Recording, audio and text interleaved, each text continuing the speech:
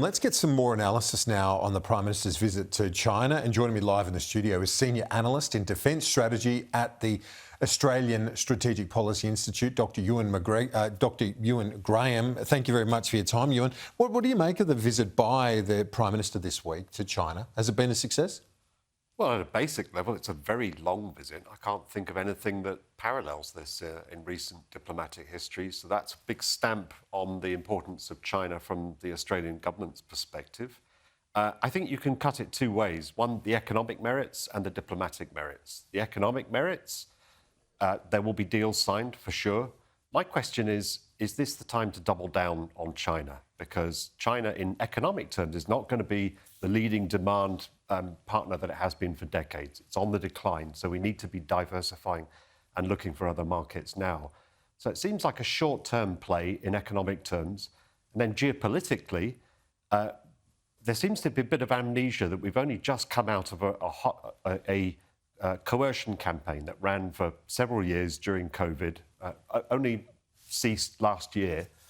To me, you could say that investing in the economic relationship with China is at risk of investing in our future vulnerability, because that coercion is very likely to come back sooner, if not later. How will the visit, the warmth of it, and everything associated with this lengthy visit be received by others in the region? I'm thinking countries like Singapore, Japan, allies of Australia. In fact, some involved right now this week in the military exercise Talisman Sabre. So while the diplomatic side is happening, the military approach and planning and exercises continue.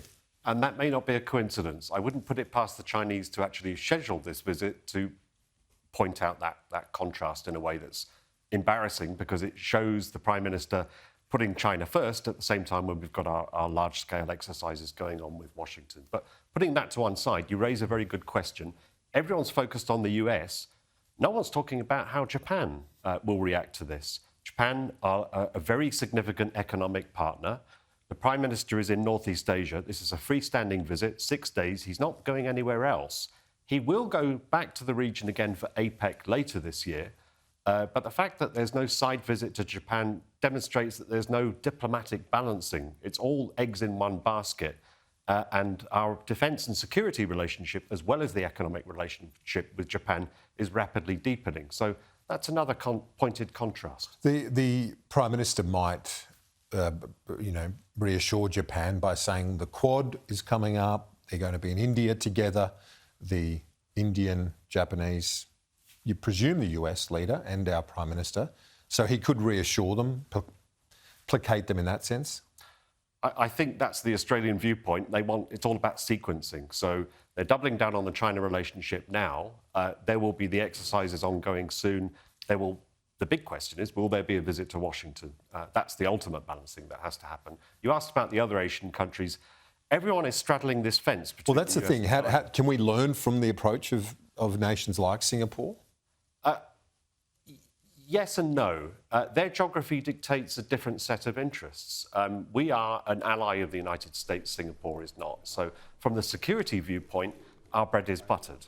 And we look at that through a very different prism to Singapore, which is not an ally and which is able to try and benefit from both relationships. They're very practiced at doing that, but we're not in the same basket as them.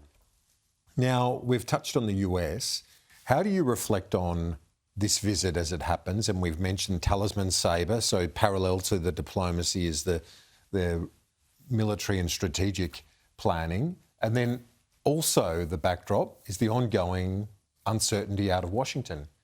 We don't know where our huge security partner, the great alliance that underpins our security, where that is going on things like AUKUS, on trade and beyond. We hear different things from different people in the administration.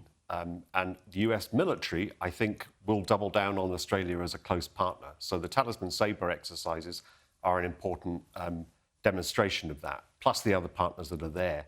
But we have these questions being asked increasingly in Washington. What about defence spending? What about AUKUS? And in that context, I think Australia is still seen as an important ally, but a fickle one, and one that there is tension in that relationship. Dr. Euan Graham from ASPI, thanks for your thoughts. Appreciate it. Pleasure, welcome. We'll talk to you soon.